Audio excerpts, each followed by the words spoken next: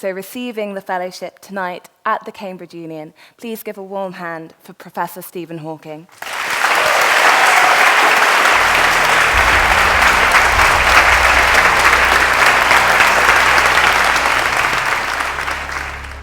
Can you hear me?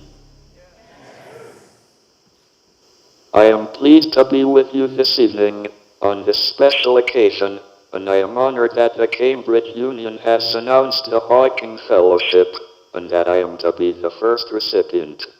I would like to thank Lord Smith, Chairman of Trustees, the President, and the Trustees for this honor, and I look forward to knowing who will be the future recipients.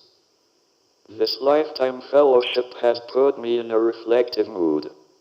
So I hope you will indulge me while I look back over my life and then discuss how our understanding of the state of the universe has changed over my lifetime. I was born on January 8, 1942, exactly 300 years after the death of Galileo. However, I estimate that about 200,000 other babies were also born that day.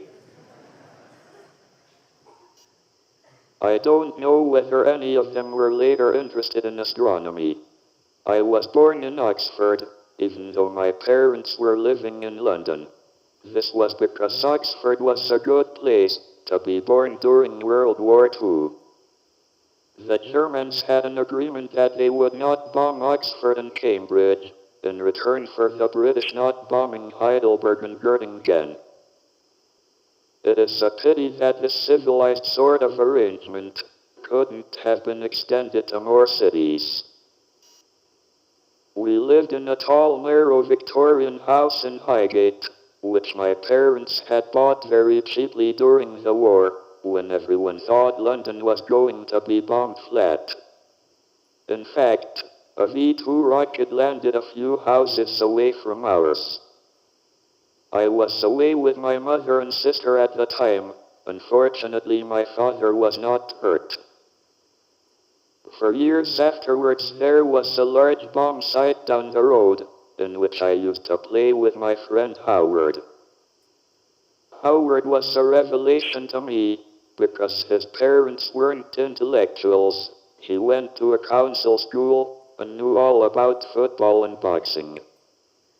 Sports that my parents wouldn't have dreamed of following.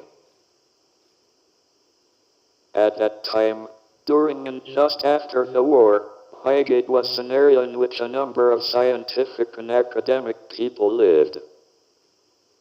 In another country they would have been called intellectuals, but the English have never admitted to having any intellectuals. All these parents sent their children to Byron House School, which was a very progressive school for those times.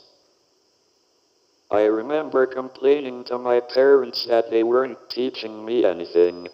They didn't believe in what was then the accepted way of drilling things into you. Instead, you were supposed to learn to read without realizing you were being taught. In the end, I did learn to read, but not until the fairly late age of 8. My sister Philippa was taught to read by more conventional methods, and could read by the age of 4. But then, she was definitely brighter than me. In 1950, my father's place of work moved to the northern edge of London, to the newly constructed National Institute for Medical Research in Mill Hill. So my family moved nearby to the cathedral city of St. Albans. In Highgate, our family had seemed fairly normal, but in St. Albans, I think we were definitely regarded as eccentric. This perception was increased by the behavior of my father, who cared nothing for appearance, if this allowed him to save money. He was, however, very generous to other people.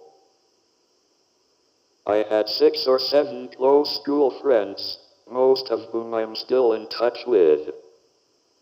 We used to have long discussions and arguments about everything, from radio-controlled models to religion.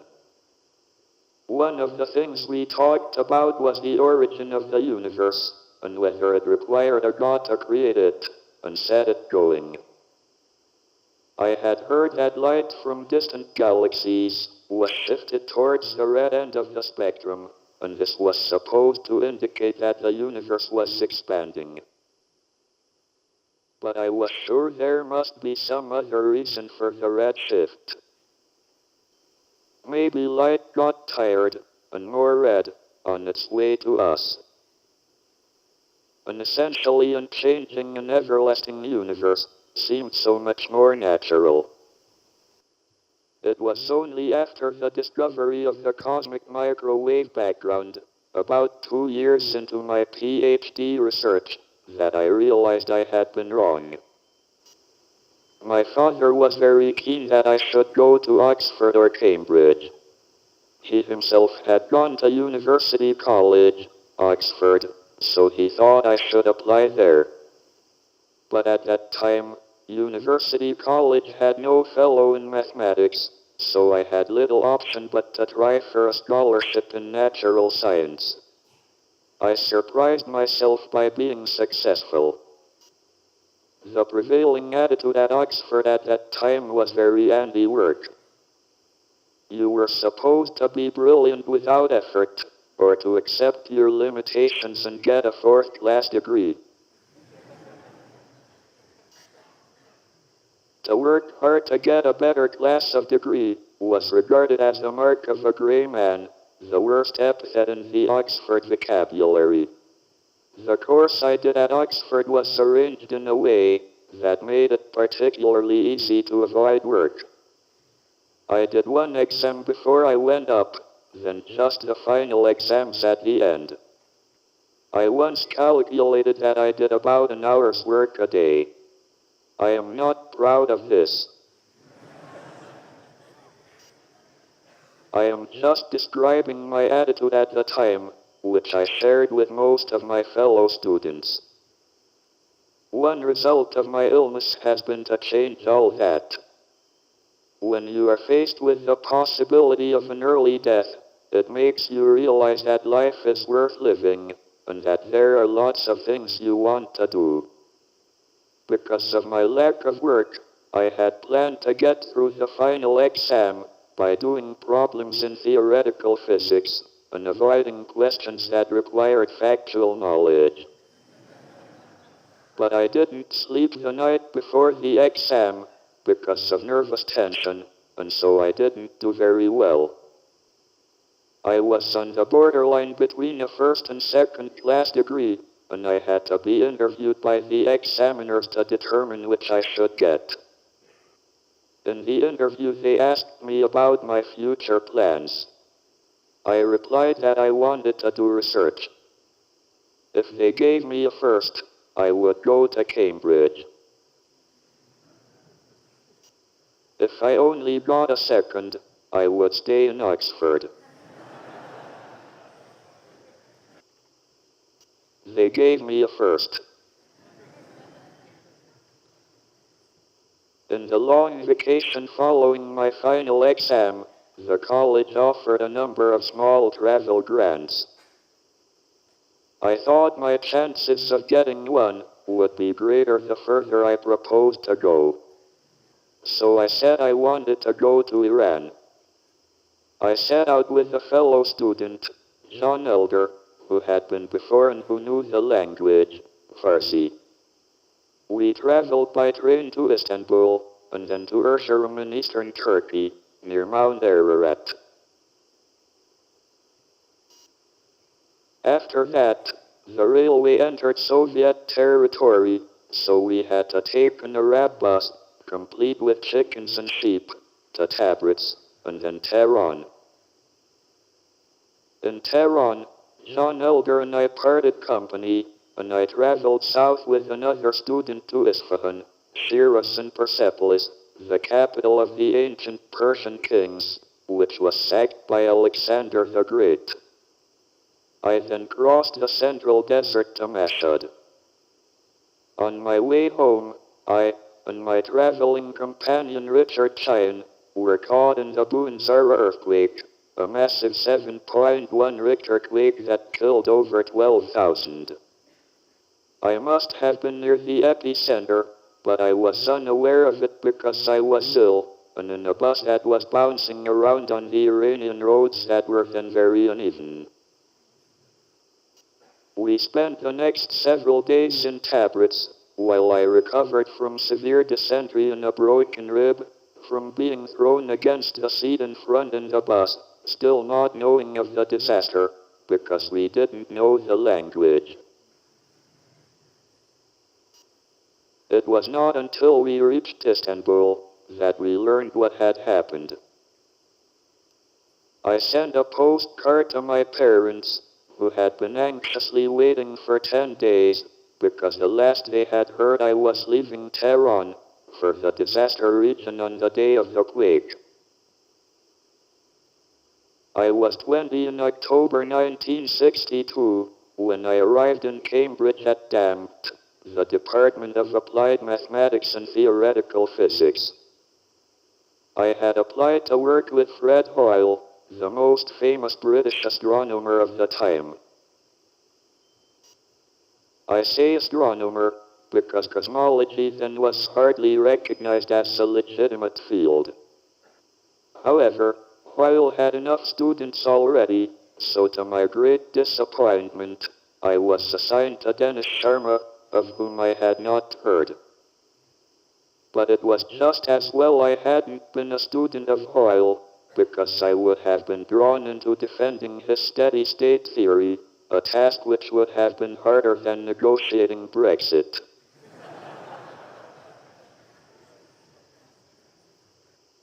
I hadn't done much mathematics in the very easy physics course at Oxford, so Sharma suggested I work on astrophysics. But having been cheated out of working with Hoyle, I wasn't going to do something boring like Faraday rotation. I had come to Cambridge to do cosmology, and cosmology I was determined to do. At that time, cosmology and gravitation were neglected fields, and ripe for development. So I read old textbooks on general relativity, and traveled up to hear relativity lectures at King's College London, each week. I followed the words and equations, but I didn't really get a good feel for the subject. At that time, it became clear something was not quite right with me. Already in Oxford, I had noticed that I could no longer row a sculling boat properly. The Christmas after arriving in Cambridge, I went home. It was a very cold winter and my mother persuaded me to go skating on the lake in St. Albans, even though I knew I was not up to it. I fell over and had great difficulty getting up again. My mother realized something was wrong and took me to the doctor. I spent weeks in Bart's hospital and had many tests. They never actually told me what was wrong, but I guessed enough to know it was pretty bad, so I didn't want to ask. In fact, the doctor who diagnosed me washed his hands of me, and I never saw him again. He felt that there was nothing that could be done. In effect, my father became my doctor, and it was to him that I turned for advice. At first I became depressed. I seemed to be getting worse pretty rapidly. There didn't seem any point working on my PhD, because I didn't know if I would live long enough to finish it. But then the condition developed more slowly, and I began to make progress in my work. After my expectations had been reduced to zero, every new day became a bonus, and I began to appreciate everything I did have. While there's life, there is hope. And there was also a young woman called Jane, whom I had met at a party. Getting engaged lifted my spirits, and I realized, if we were going to be married, I had to get a job and finish my PhD. I began to work hard, and I enjoyed it. The big question in cosmology in the early 60s was, did the universe have a beginning? Many scientists were instinctively opposed to the idea, because they felt that a point of creation would be a place where science broke down. One would have to appeal to religion and the hand of God to determine how the universe would start off. Two alternative scenarios were therefore put forward. One was the steady-state theory, in which as the universe always expanded, a new matter was continually created to keep the density constant on average. By the time I began my research, the steady-state theory was already in trouble with observations, but the final nail in the coffin came with the discovery of a faint background of microwave radiation in 1964.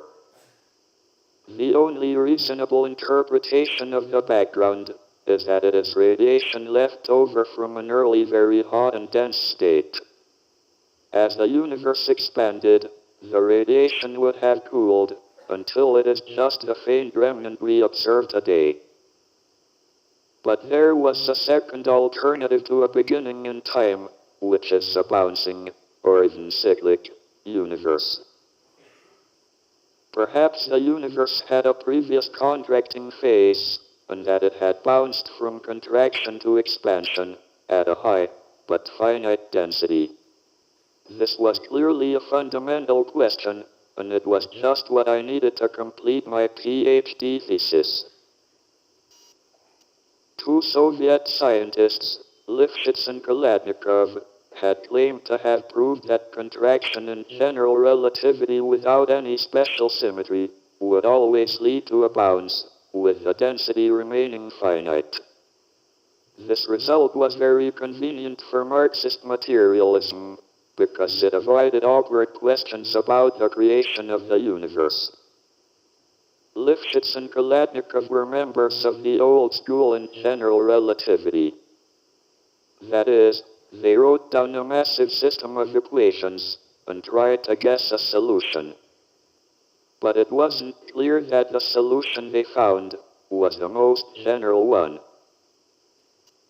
A new approach was introduced by Roger Penrose, which didn't require solving the field equations explicitly, just certain general properties, such as that energy is positive and gravity is attractive. Penrose had showed that once a dying star had contracted to a certain radius, there would inevitably be a singularity, a point where space and time came to an end. I realized that similar arguments could be applied to the expansion of the universe. In this case, I could prove there were singularities where spacetime had a beginning. So Lifshitz and Kolodnikov were wrong. General relativity predicted that the universe should have a beginning. Up to 1970, my main research interest was in the Big Bang singularity of cosmology, rather than the singularities or black holes that Penrose had shown would occur in collapsing stars. My work on black holes began with the eureka moment. Shortly after the birth of my daughter, Lucy, while getting into bed, which my disability makes a slow process, I realized the area theorem. If general relativity is correct, and the energy density is positive, the surface area of the event horizon, the boundary of a black hole, has the property that it always increases when additional matter or radiation falls into the black hole. Moreover, if two black holes collide and merge to form a single black hole, the area of the event horizon around the resulting black hole is greater than the sum of the areas of the event horizons around the original black holes. The area theorem and no-hair theorems were tested experimentally by the LIGO Gravitational Wave Observatory. On the 14th of September, 2015, LIGO, for the first time, detected gravitational waves from the collision and merger of a black hole binary. Since then, LIGO has reported 4 more detections of black hole mergers. From the gravitational waves emitted as the final black hole settles down to equilibrium, it should be possible to test whether this black hole is described by the Kerr solution, as predicted by the no-hair theorem. From the early part of the waveform, one can estimate the masses and angular momenta of the initial black holes, and by the no-hair theorem, these determine the horizon areas. These can be compared to the area of the final black hole to test the area theorem. The data is not yet good enough to do this, but in the near future, it should be possible to test the area and no-hair theorems using gravitational wave observations. With many more gravitational wave detections expected, and the opening of a third laser interferometer, called Virgo, in Italy this year, I am excited by the possibilities this new era of gravitational wave astronomy will bring. There was a golden age, in which we solved most of the major problems in black hole theory. This was before there was any observational evidence for black holes. In fact, we were so successful with the classical general theory of relativity that I was at a bit of a loose end in 1973 after the publication with George Ellis of our book, The Large-Scale Structure of Spacetime. My work with Penrose had shown that general relativity broke down at singularities. So the obvious next step would be to combine general relativity, the theory of the very large, with quantum theory, the theory of the very small. I had no background in quantum theory, and the singularity problem seemed too difficult for a frontal assault at that time. So as a warm-up exercise, I considered how particles and fields governed by quantum theory would behave near a black hole.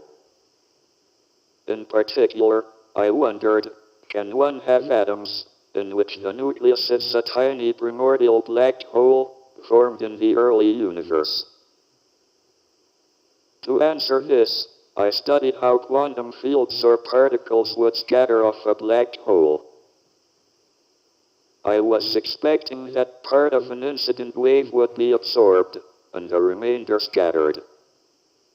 But to my great surprise, I found there seemed to be emission from the black hole itself.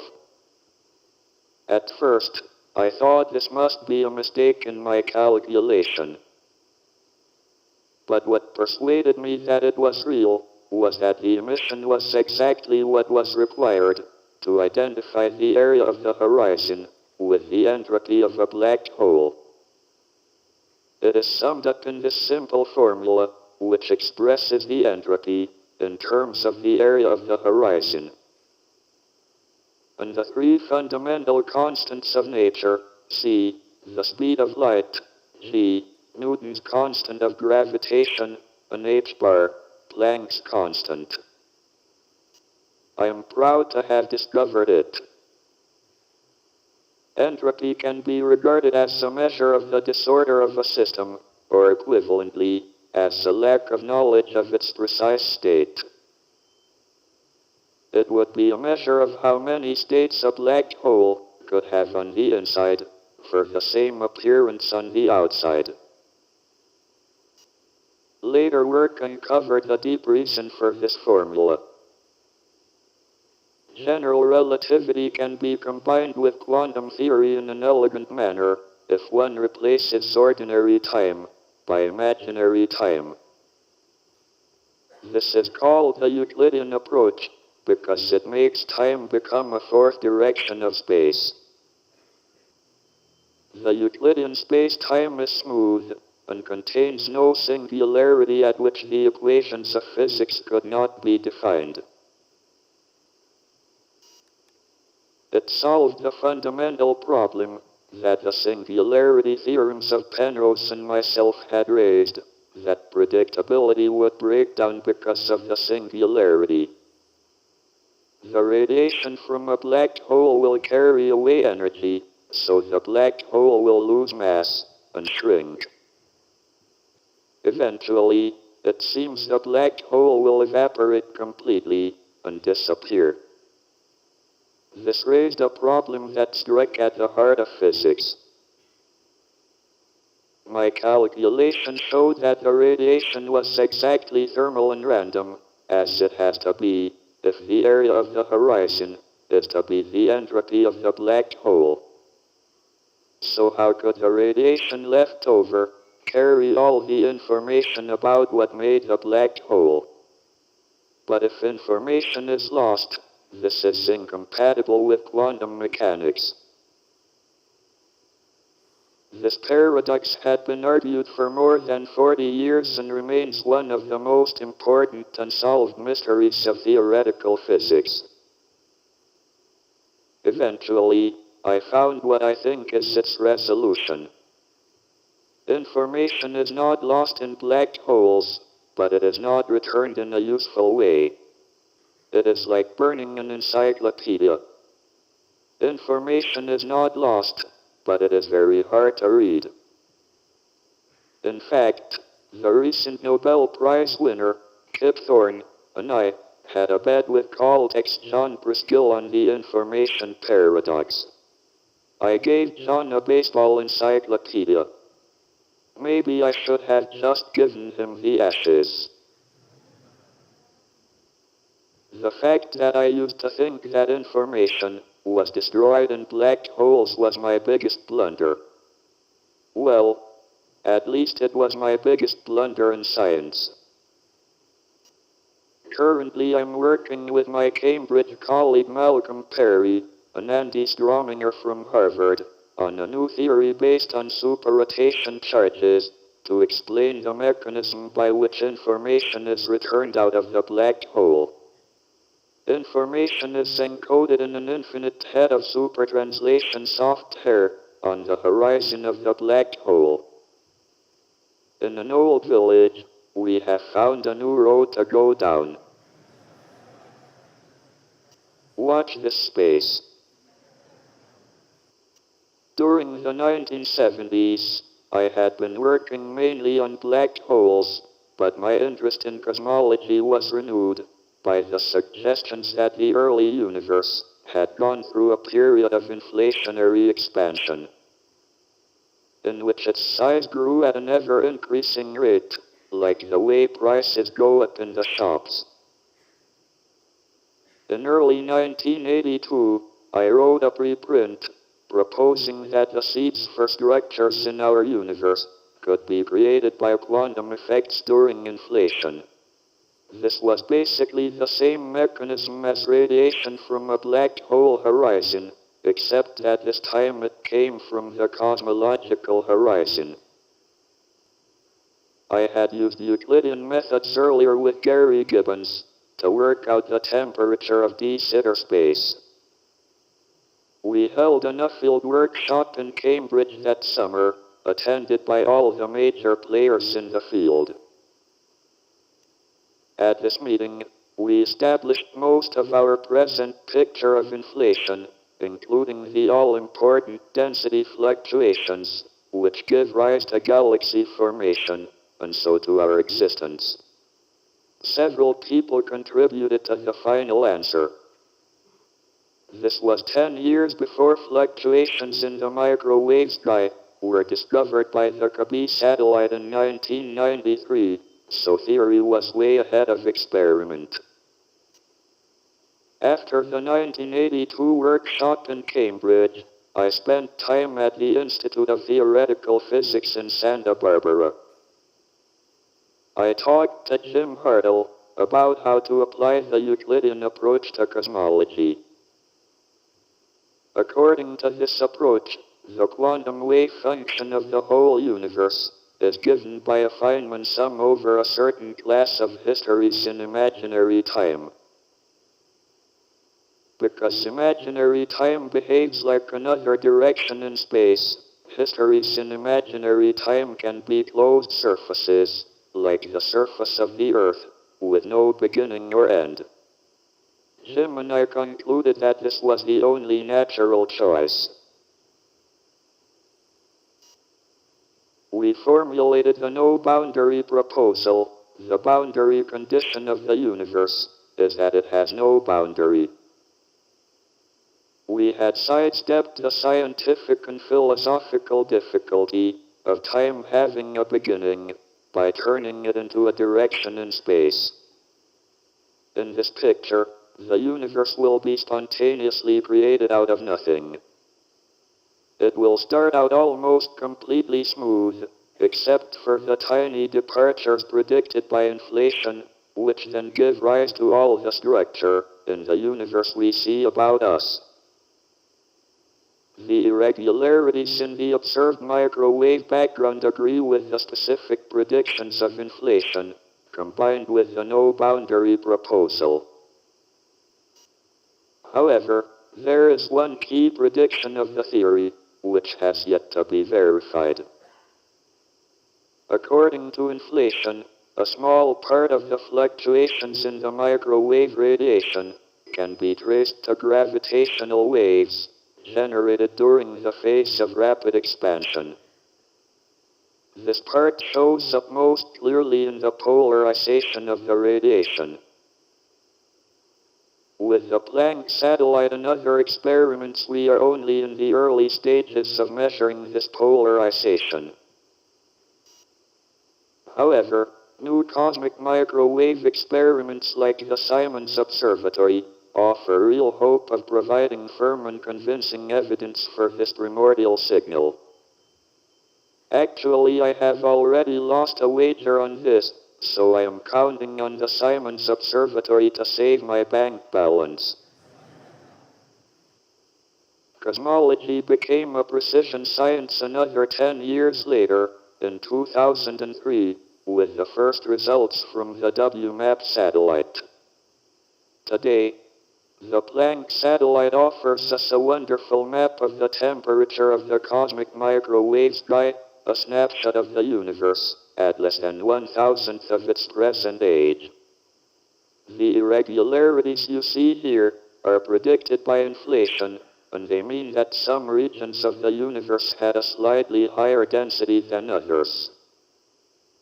The gravitational attraction of the extra density slows the expansion of that region, and can eventually cause it to collapse, to form galaxies and stars. So look carefully at the map of the microwave sky. It is a blueprint for all the structures in the universe. The cosmic microwave background continues to be observed, with better angular resolution and less noise, by experiments in Chile and at the South Pole, and there are also plans for another satellite. Around the time of my no-boundary work, I decided to write a popular book.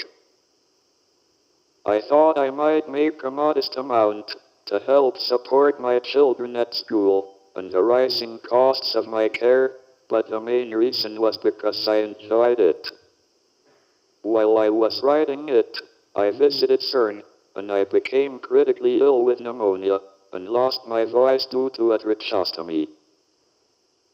But I kept putting a lot of effort into the book, because I think it is important for scientists to explain their work, particularly in cosmology.